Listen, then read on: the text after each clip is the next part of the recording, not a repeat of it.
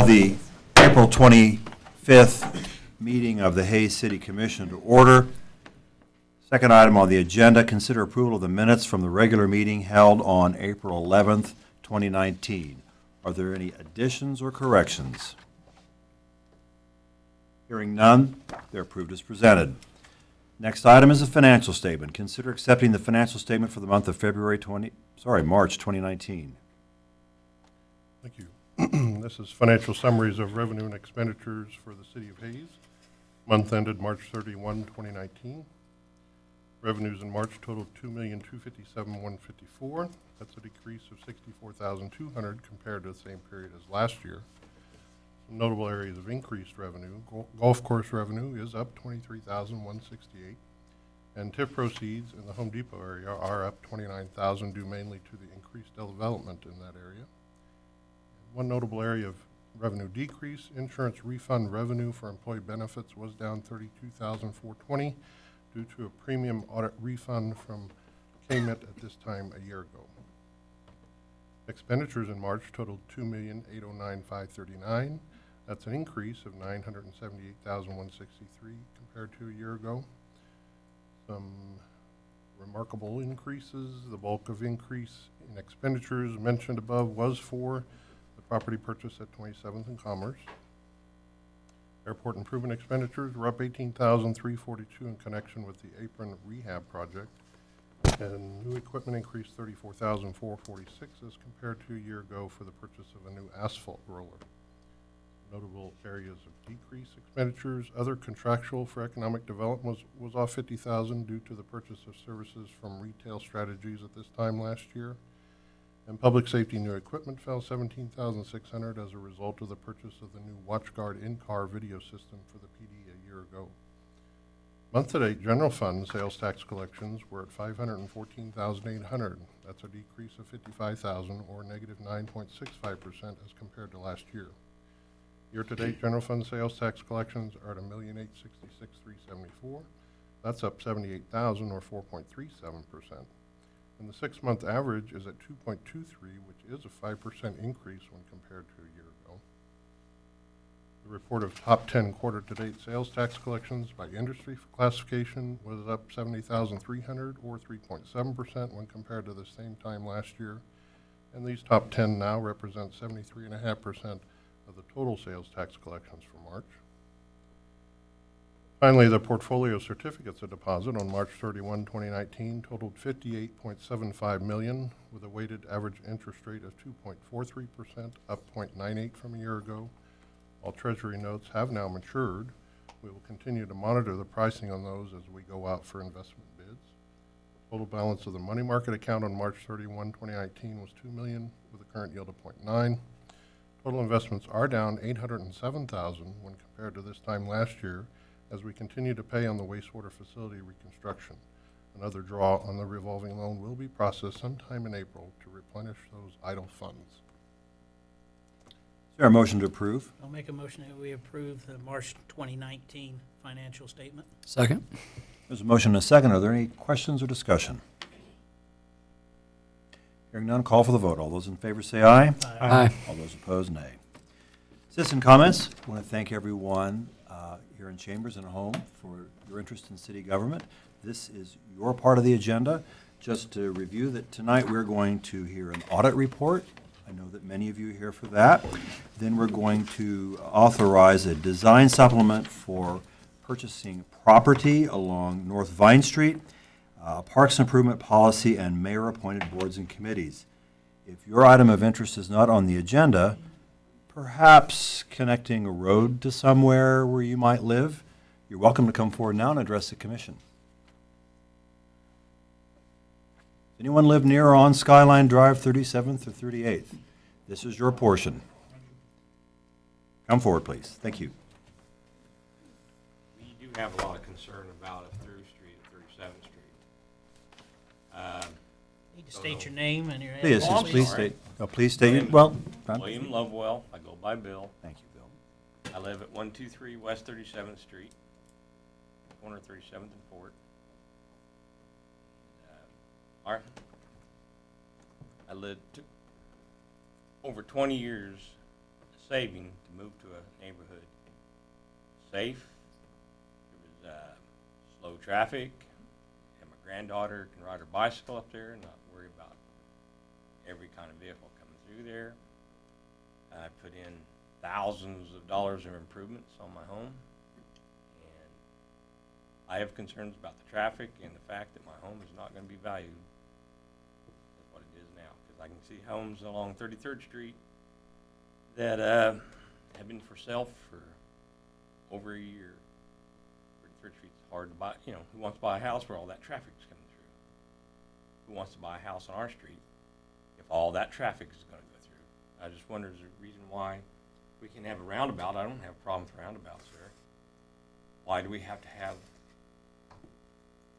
every kind of vehicle in the world coming down that street when Hall Street can't really take on any more traffic? It's hard enough to get off on Hall Street. Well, I will say this, that the commission has not taken action. We've made no decision. It's not on tonight's agenda. We've had informal planning discussions, and one of the options that we are considering and have not brought to public discussion, and I encourage you to come when we do, is connecting, I believe it's 37th, across from the old motel property to Skyline. We have not made a decision where that road will terminate, because if it comes through the middle of the lot, it won't be 37th or 38th. It would be in the middle, approximately where the alley is. So there may be a consensus one way or the other, but we have not taken any formal action. And so I appreciate, I've gotten a phone call or two, and I appreciate your interest, and we want you to be involved as we move forward. Thank you, sir. Somebody else wants to talk to you. All right, as long as it's germane and something different, because we have a full agenda. We do appreciate your input, and I understand how you would feel. We will take that into consideration. Come on forward, sir. Please state your name for the record.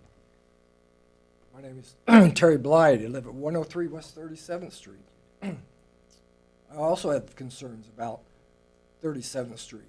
You already got the streets going from 41st Street to 33rd Street, 27th Street, going from Vine to Hall. There's no reason to have another street going from Vine on 37th Street, which is a residential area, where I can have my grandkids play and other kids playing out in the middle of the street. When I bought that house in 25 years ago, it was a residential. I'm asking you guys to please keep it as a residential, not a business street. If I wanted to live on a very high traffic street, I would have bought a street on 33rd Street, 27th Street, Vine Street, Hall Street. I didn't. It took me many years, like Mr. Lovewell said, many years to save up money for this street, to have my grandkids play out there. That street's not big enough. And what about semis going down that street also? I talked to one of your board members a while ago. Said no semis will be going down that. There'll be signs up there. You really think they're going to mind those signs about no traffic on 37th Street? I also heard that this might not happen for many, many years. That was last year. I could have sold my house, but I chose not to because I was told this was not going to happen. And now it's happening. I'm asking you, please don't let this happen to 37th Street. Thank you. Thank you. Thank you. Thank you, Terry. Again, no action is being taken. We have not, even as I don't even think we've designed it yet. No, the full design is not complete. So I understand why this would be upsetting to you, and we will absolutely ask for your input as we move forward. Is there anyone else with something different to say about the topic? Or any other item that's not on the agenda? We will listen to you before we make a decision, I promise. Mayor, if I could, just for a Well, second. it's citizen comments, but you're a citizen, go ahead. It's their time, but you take it. Go ahead. I appreciate, I've talked to several of you guys today, and as I told you, I mean, I have my opinion on 37th Street. I 100%, I do not think it should go to be a direct street through. I am for connecting to Skyline because I believe, I know it's going to grow north of 38th Street, but I would like to see it. I know some of us here don't agree. I'd like to see it be more of a T, go left or right. But as the mayor said, that nothing has been voted on, nothing has been designed or anything. I promise you, there will be more information before anything will happen. But I do, as most of you guys know, I live very close to where you guys live, and I very much respect your opinions, and I personally agree with you. Mr. Melick, if you wish. Mr. Meyer. I'm just listening. No, I'm here to listen. Thank you very much. Good that we do. Anyone else? Next item is a consent agenda. These are items to be approved by the commission in one motion unless objections are raised. They're mayoral appointments. Two of them, the ones for approval, are Lewis Kaplan for the Hayes Area Board of Zoning Appeals, Lewis Kaplan for the Hayes Area Planning Commission, and Amy Foto for the Hayes Public Library Board. I have a recommendation, Reese Barrick with Sternberg Museum for the Convention and Visitors Bureau Advisory Committee.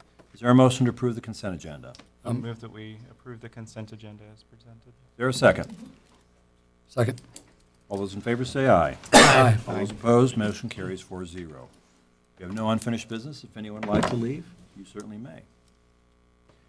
Next item is audit report. Accept the 2018 audit for the City of Hayes is presented by Adams, Brown, Barron, and Ball.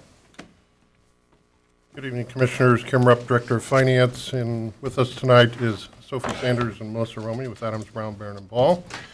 They're here to report on the 2018 audit. We're very happy with it. And if I may indulge, I do want to thank my staff, Lori Hurdle, Brenda Kitchen, Shanna Coster, Rachel Albin, and Jamie Bright. Without them dotting the i's and crossing the t's, we don't get a clean audit like this, so I want to make sure that they know they're appreciated, and we look forward to the report. Well, thank you. Tonight, I'm going to have Sophie. She's going to start with the governance letter first, and these would be items that we would go over with management, just so that you, as commissioners, are aware of it. Sophie? The governance letter is the loose leaf letter in the front of the packet. On the first couple of pages, nothing has changed from prior years, and I'll just kind of touch base on what Kim said. We ran into no significant difficulties with management. As usual, they were great to work with. We do bug them a lot during the day while they're trying to get their normal work done, so we appreciate their patience and getting everything that we ask for. I'll have you flip back to the page 3, and this is where our audit recommendations are. The first item deals with the fixed assets, and we just recommend that all fixed asset items be kept on one list, and we also ask that the status of the fixed assets be included on there. So if it's paid or completed by year end, we ask that that's noted as well.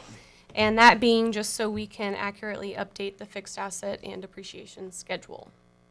Any questions on that one? Okay. And the second item is more informative, and it was actually on the letter last year as well. And the change is just from GASB issuing Statement 87 regarding leases. And in the past, only capital leases needed to be included on the financials, but going forward, both operating and capital leases will need to be included. Any questions? Makes sense. All right, now I'm going to flip you over to the numbers part of it. If you go to page 1, this right here is the independent auditor's report. And within this report, we talk about what your basis of accounting is, and your basis of accounting is what we call generally accepted accounting principles.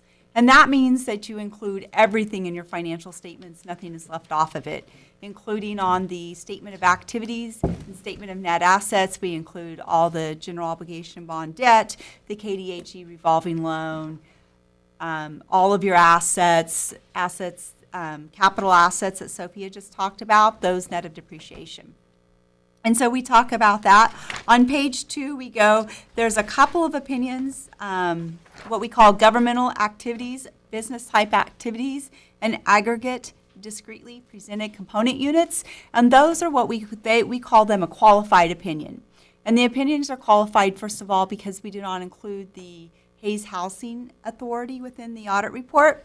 Again, without including that, it does not mislead the financial statements or anything like that. The other part is that as you have health insurance even though everybody, pays their own health insurance and everything, it's still a part that's called subsidized health insurance. And so you do not go out and have a report done on what those future ramifications could be.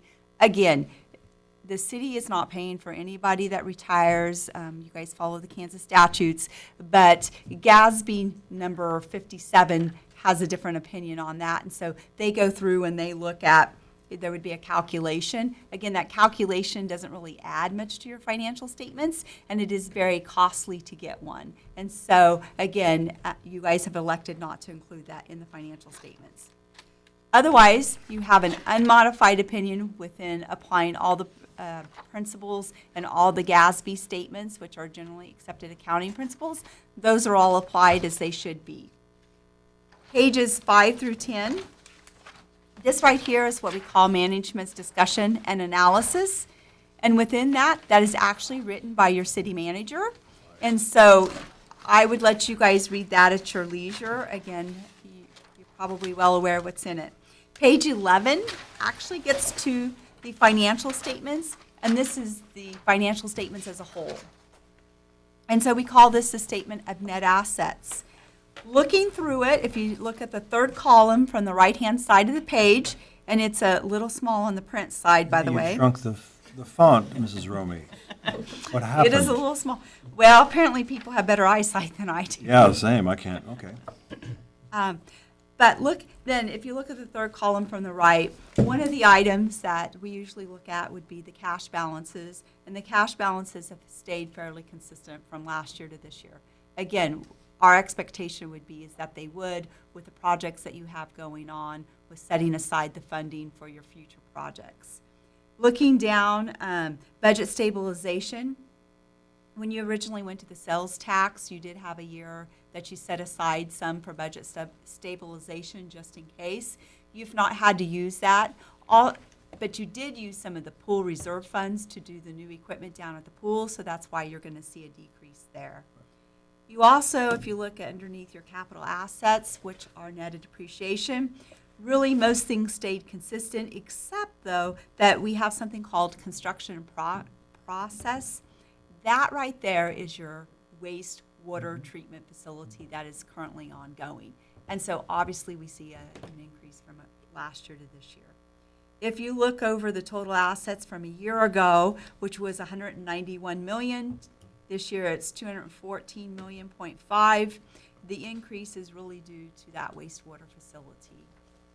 If we go ahead and flip over to page 2, this is the liabilities part of the statement of net assets. And within there, if we go down and we look at the total liabilities, which is about a halfway down the page, third column from the right-hand side of the page, again, the increase up to 42.8 million from the 27.7 is the KDHE revolving loan, which you approve each time you do a draw. Are there any questions on anything there?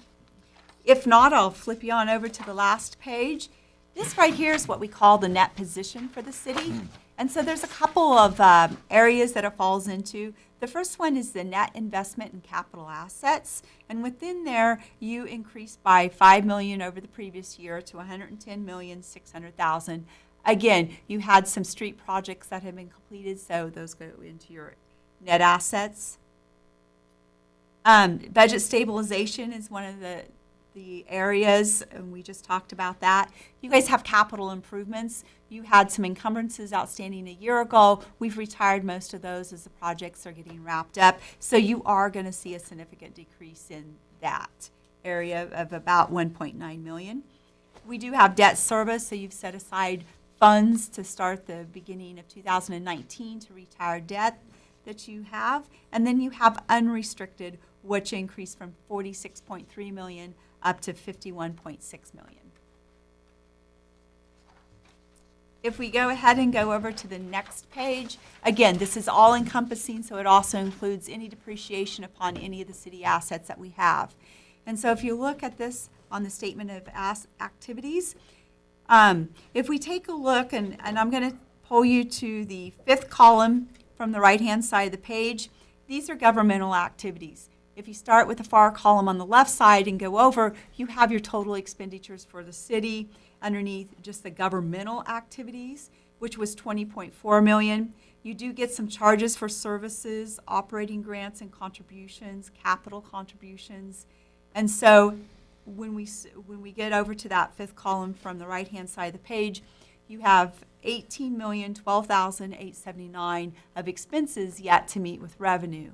And the way you do that as you slide down the page is that you have property taxes that you collect in the governmental funds of 6.2 million.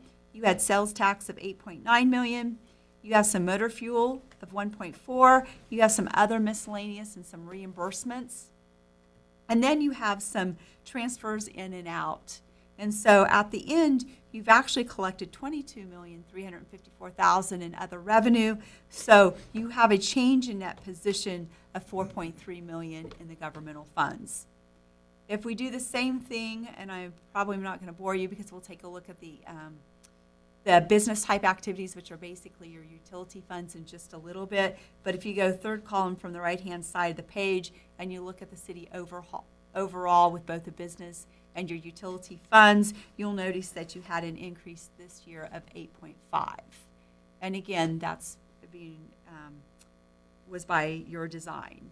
If we take a look on the next page, now we break this down and you'll see different funds listed out here. You're going to have the general fund, the employee benefits fund, the bond and interest fund, the airport fund, and then you have all of the other governmental activities that are combined into one. The reason why you have the four of them broken out is they meet the definition of a major fund underneath GASB 34 reporting, and therefore we've broken those out. The other funds do not meet that criteria, so they are all combined into one.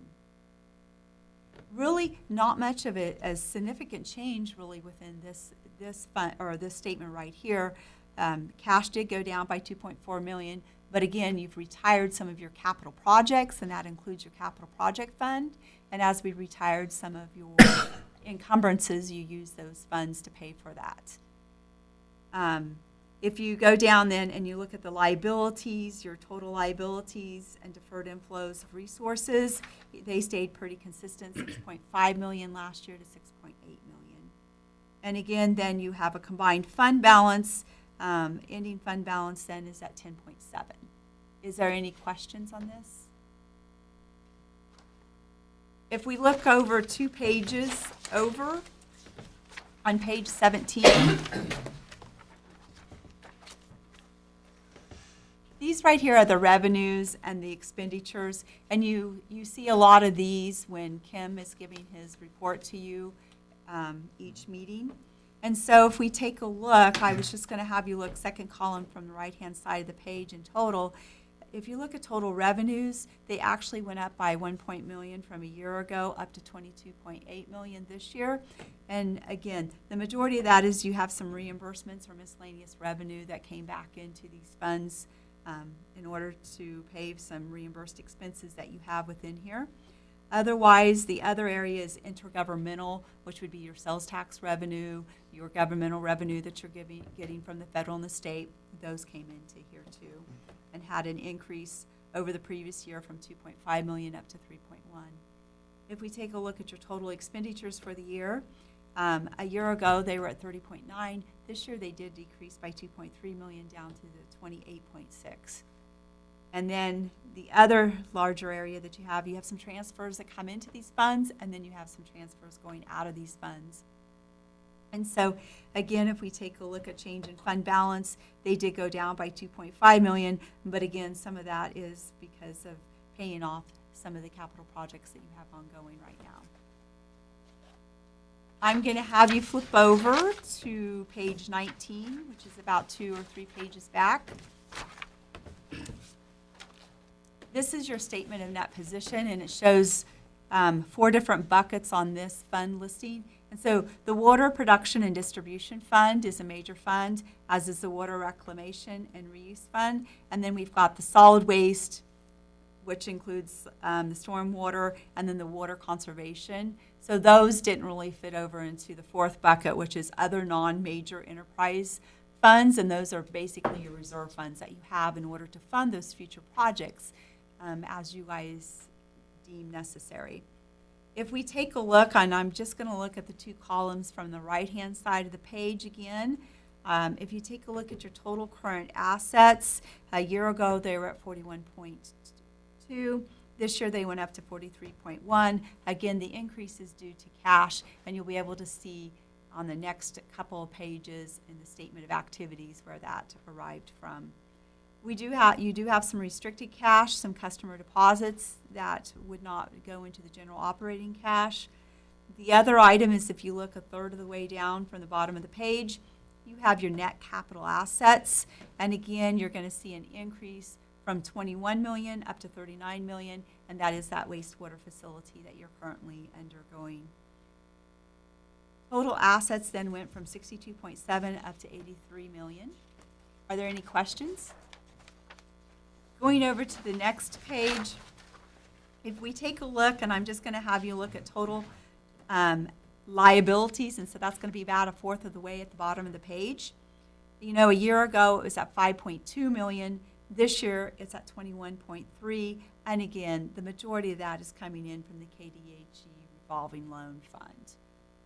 That because of the wastewater treatment facility. If we take a look at your net position in the utility funds, you went up by 3 million from 16.9 up to 19 million, and those are investment in net assets. And then if we look at your unrestricted, it went from 40 million up to 42.6 million. If there's no questions there, I'm going to flip you back one more page. If we take a look then, again, looking at the first two columns on the right-hand side of the page, if we take a look at the total operating revenues from a year ago, they were 8.6 million. This year it's at 9.4.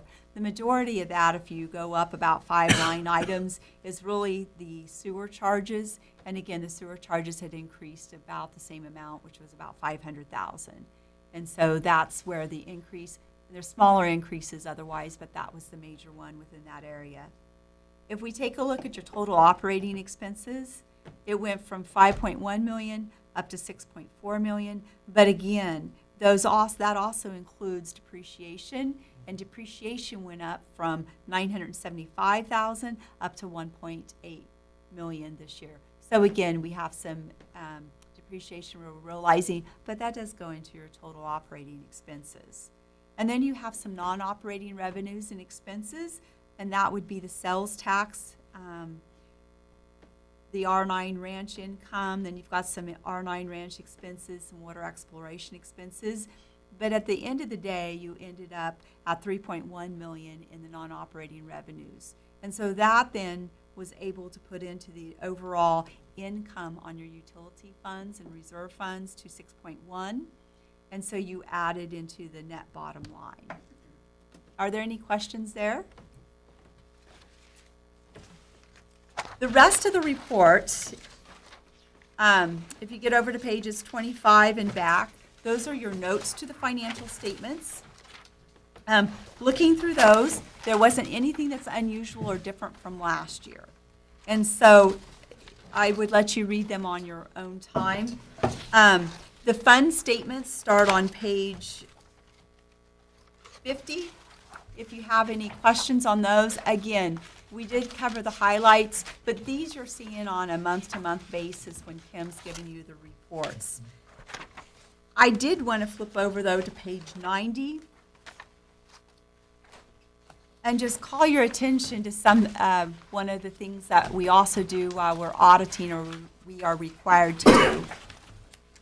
This right here is the schedule of findings and question costs, and within it, you had two major programs that we had to look at this year.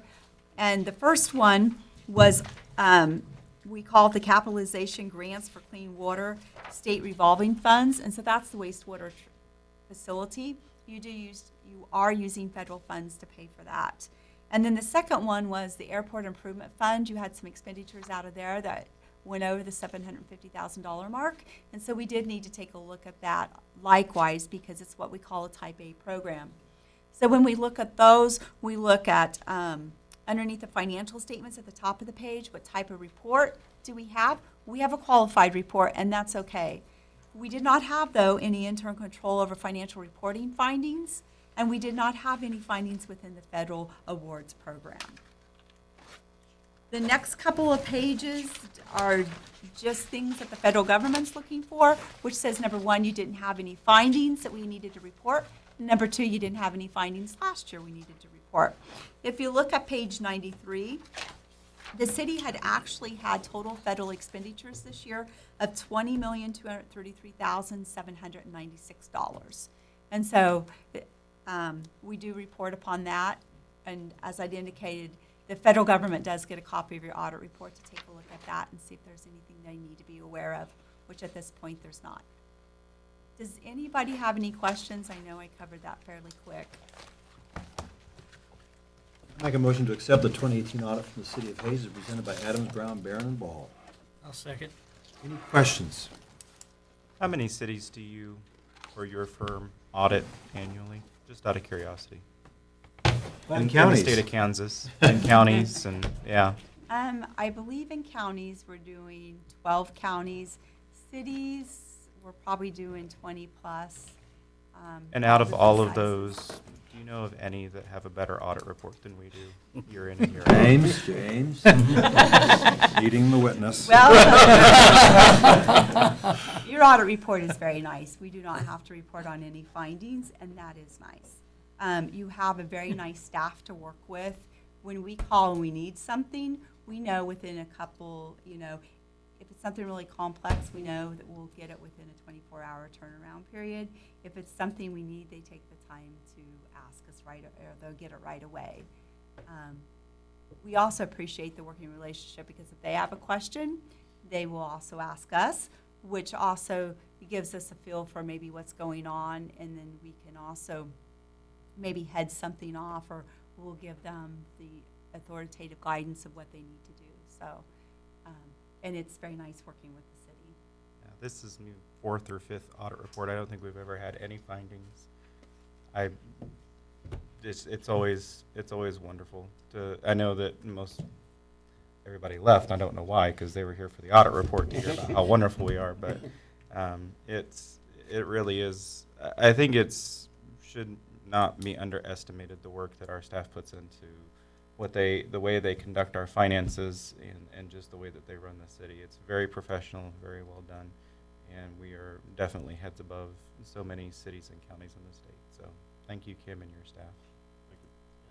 Commissioner, you're absolutely right. It's not just Kim's staff, although they do reach out and work directly with the auditor, but it's every department head, the city manager, and actually every employee, because we budget a balanced budget every year, and we anticipate, as we're encountering now, losing sales tax, and they continue to find savings, and we continue to get savings from projects. So I want to thank everyone that works for the city, because they're the ones that make this happen, make us look good. Very much so. Call for the vote. All those in favor say aye. Aye. Opposed? Motion carries 4-0. Thank you. Thank you. Thank ladies. you. Thank you. Thanks, Sophie. Next item, North Vine Street Design Supplement Number 1. Authorize city manager to enter supplement number 1 with WSP USA in the amount of $49,904.65. Good evening, Commissioners. John Brown, Project Manager for the City of Hayes. And you recall last May, the City Commission approved a contract with WSP for professional engineering services related to the design of the improvements to the North Vine Street corridor. Due to the uncertainty of the requirements for right-of-way and easement acquisition at that time, the original scope and the fee did not include services related to that acquisition. Now that design has progressed to a point where the necessary right-of-way and easements have been defined, WSP has provided a supplement to the original agreement. WSP, with the assistance of Driggs Design Group of Hayes, will provide the following scope of services. They will provide an overall map showing the location of all the right-of-way easements, both permanent and temporary, turnback properties, and access control anticipated for this project. They'll provide individual tract maps and legal descriptions for each of the tracks, approximately 35 total. They'll provide the field staking of temporary easements and permanent easements and right-of-way. They will provide the title work and will provide any design changes that may result from right-of-way acquisition activities and negotiations to a maximum of 50 hours. The schedule, as it stands right now, is we've just recently entered agreements with appraisers to begin the process of appraising the value of the properties. 60% design plans are due the end of May, the 1st of June, actually, and 90% plans will come in August. We are to stay on schedule, we have to have the right-of-way acquired and utility conflicts resolved by November.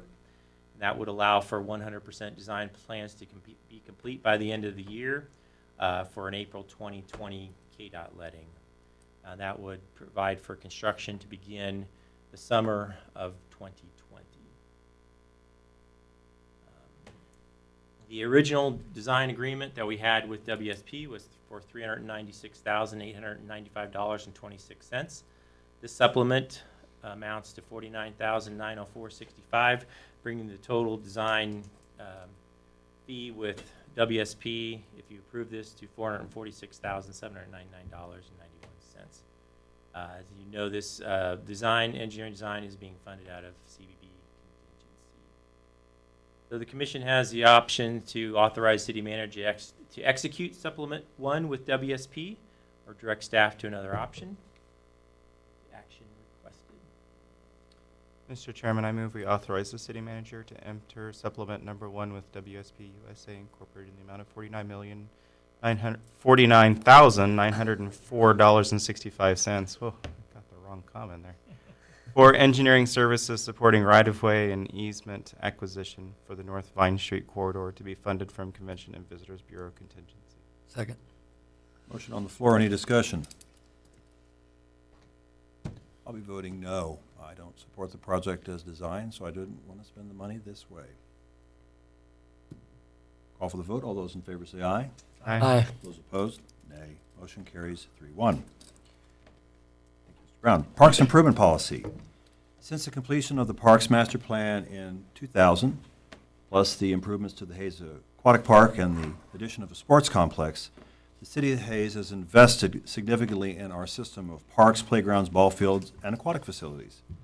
Aside from the normal funding sources that we have, this investment has been done with reallocated sales tax dollars for specific projects and the assistance of various organizations and civic groups. As our investments increased, so did the depreciated value of the park amenities, meaning that we have more to maintain.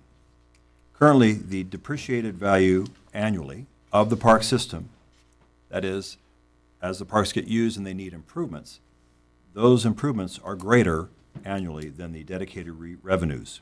So during a recent discussion of a civic group proposed amenity, the Commission asked that a policy be drafted that gives us some ideas to the priorities, what needs to be fixed and in what order. So the proposed park improvement policy refers to a newly created parks amenity schedule. This schedule determines the high, medium, and low priority items to be replaced or added. The Commission should or will adopt tonight, maybe, the parks amenity schedule each year, though, with the annual budget, and the improvement policy for consideration tonight will set forth the amount of funding required if an outside entity or organization wishes to sponsor a project. The goal of the policy is to steer and help outside organizations to help us with projects that are a high need for the community. And these will most likely be replacement projects or high priority additions. So we have two things tonight. First, we have the Parks Improvement Policy here. We have the schedule. It is merely for reference. And so the action requested tonight is to approve the Parks Improvement Policy. Says number of things. Number one, park improvements will be made in accordance with the Commission's Parks and Amenities Schedule. That will be updated annually. And the schedule is only amenities that are in excess of $15,000, and that they will be divided into those three categories, high, medium, and low. Any person or entity wishing to participate or fully fund on items on the park amenity schedule will have to receive the Commission's approval. For high priority items, there's a 15% funding match. For medium priority projects, there's a 50% match. For low priority items, outside groups would have to have a 75% funding match. For proposed improvements not on this schedule, there's a 100% funding match.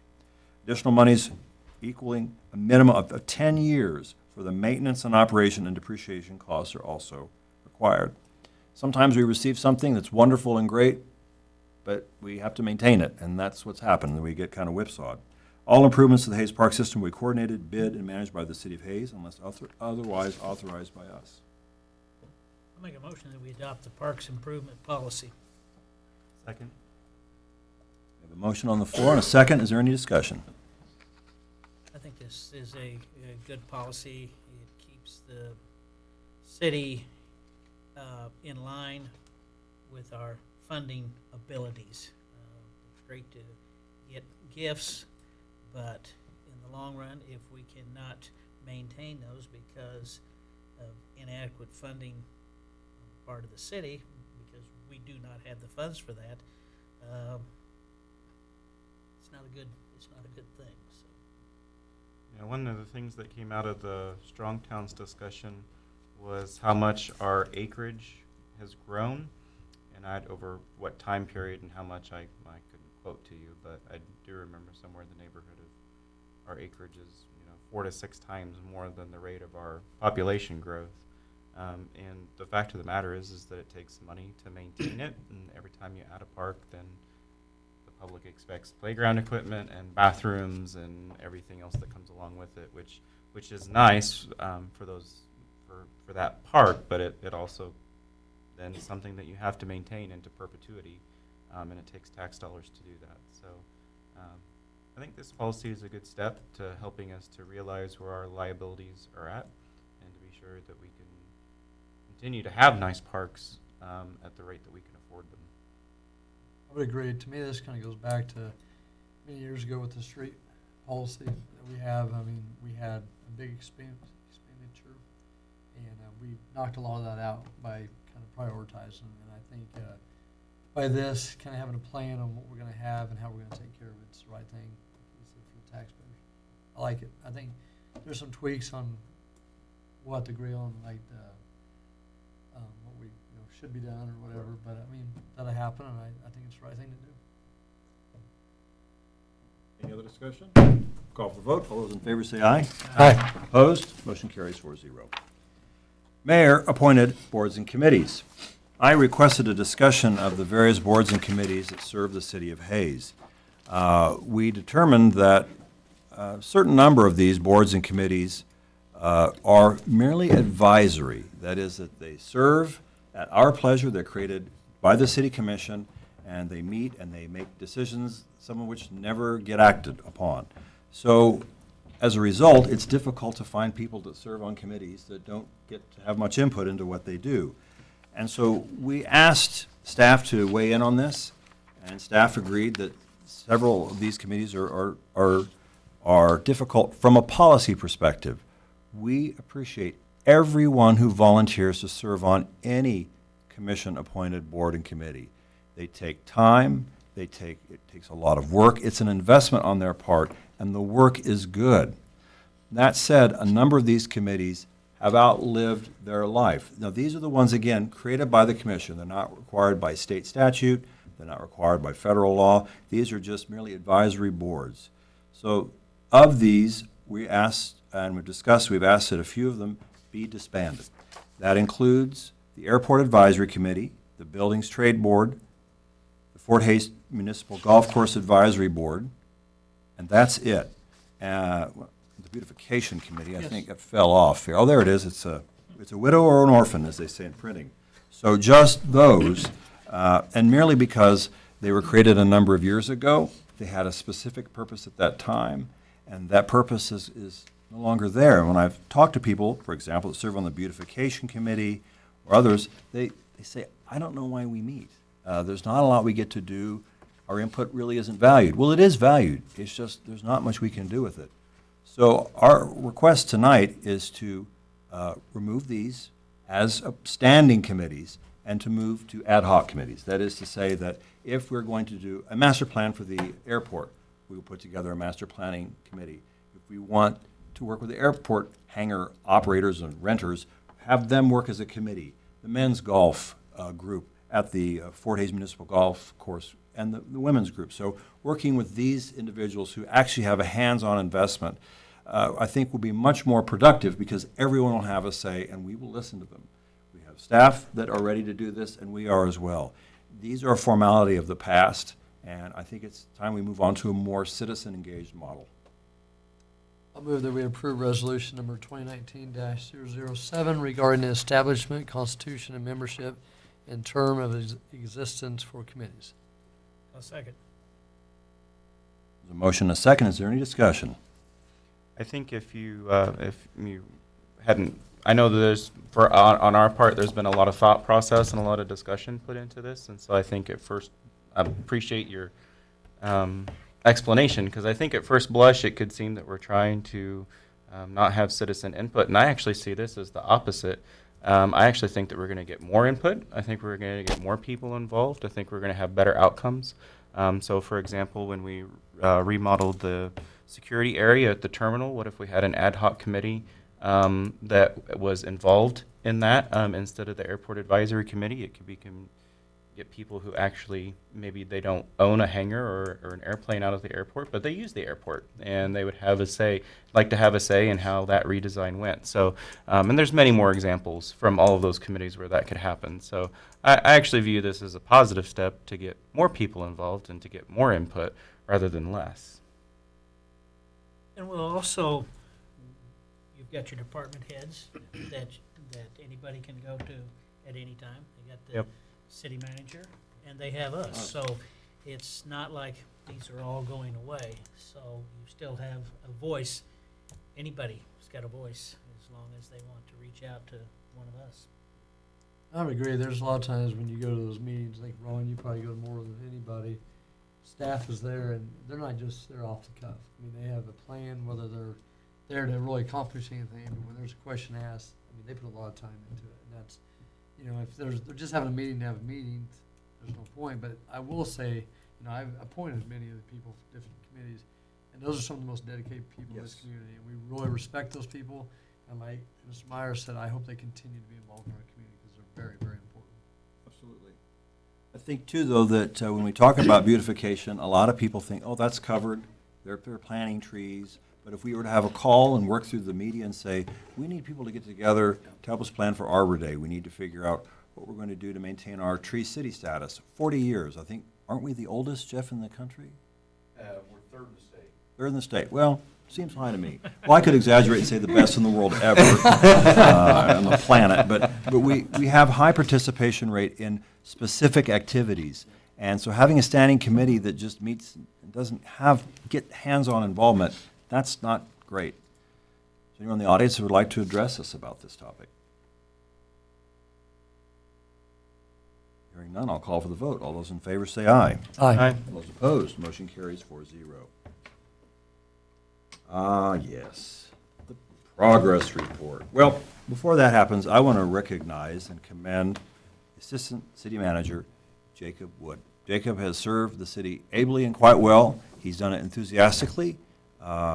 He brings us great news and some not great news, but he's a consummate professional, and our loss is Salina's gain. So we will miss you, Mr. Wood. Probably should have waited till after this report. Oh, I can't wait. Maybe it was exaggerated.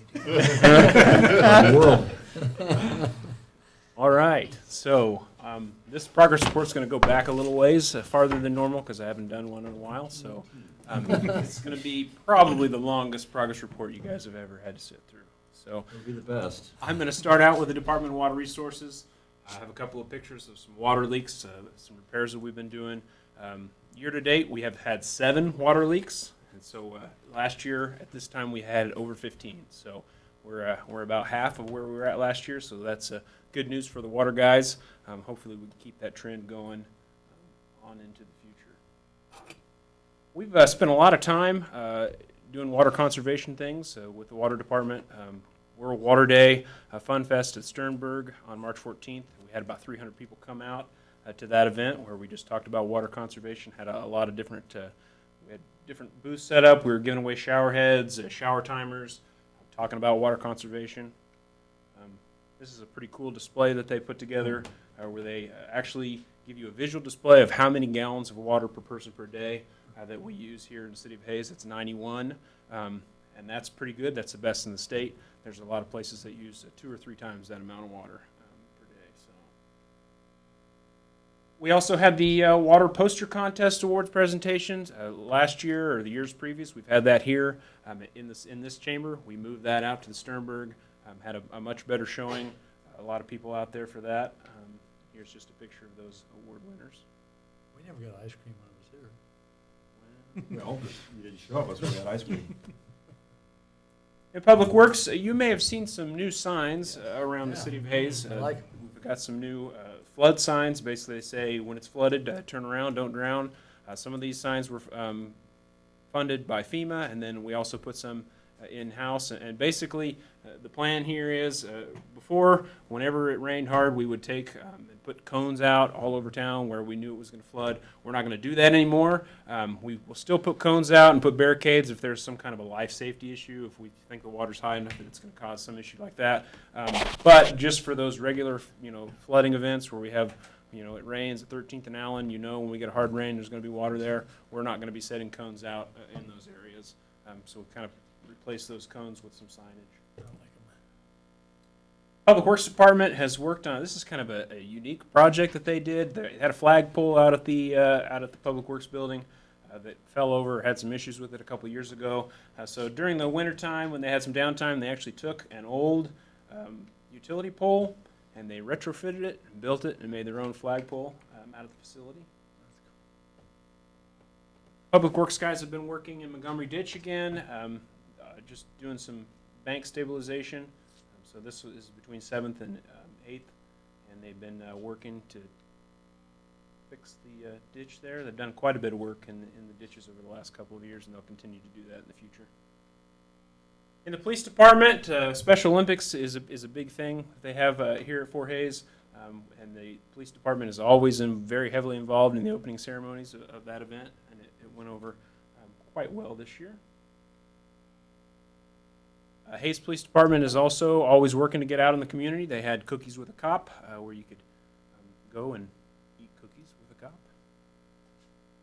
They also attended the Family Fun Fest at Big Creek Crossing, where they just went and handed out little stickers and badges to kids.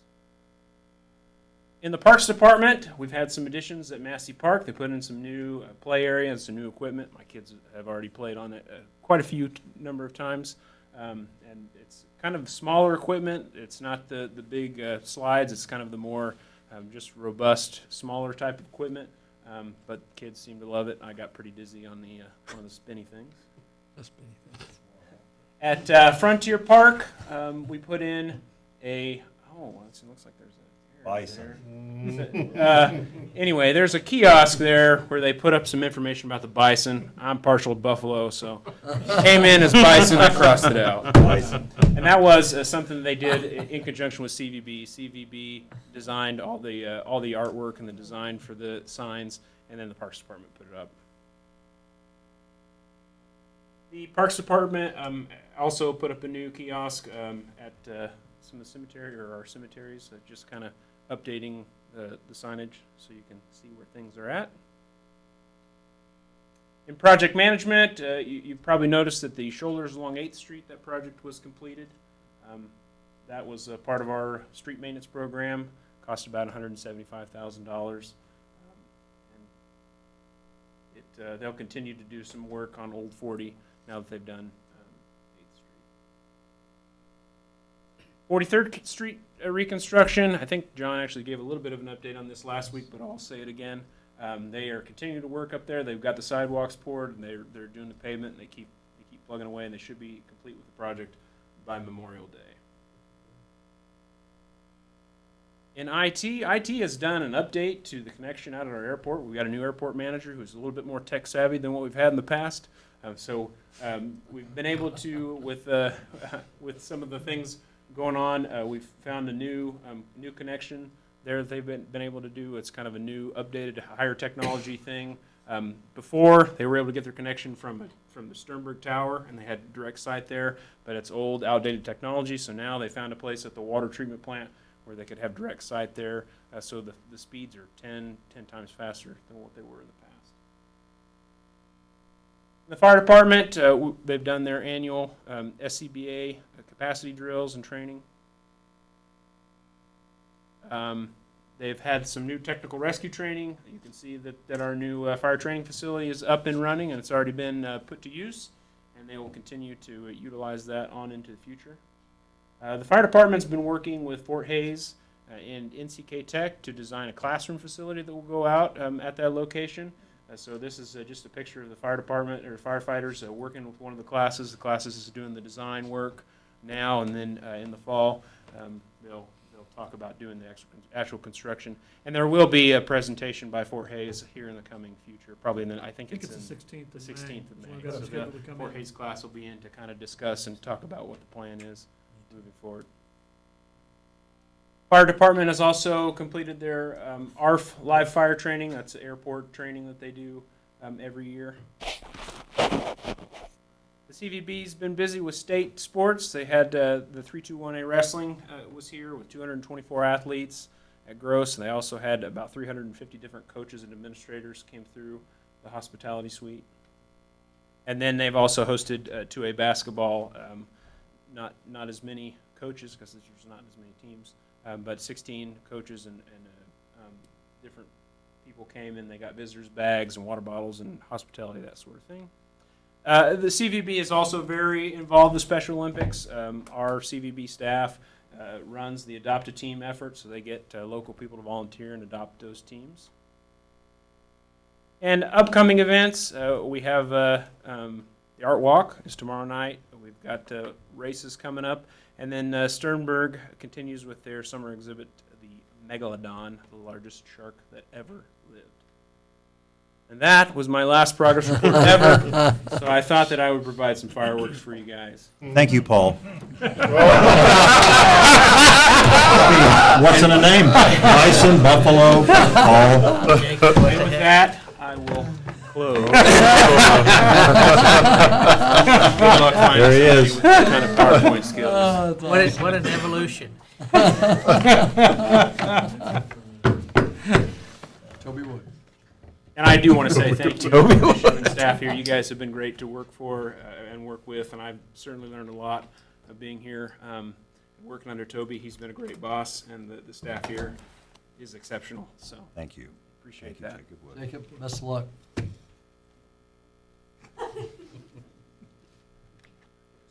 Like to add anything tonight? No. Mr. Meyer? Congratulations to Jacob on his new job. Miss him. Mr. Melick? Kudos to Jacob, and we had a former utilities director that went to Salina with a job down there, Bernie liberal. Kitten. So Jacob, remember, everything that's wrong with Salina is because of Bernie. Hopefully you can get Salina straightened out. And that's all. Thanks for everything you did, and Hayes, Jacob, we'll miss you. Thank you.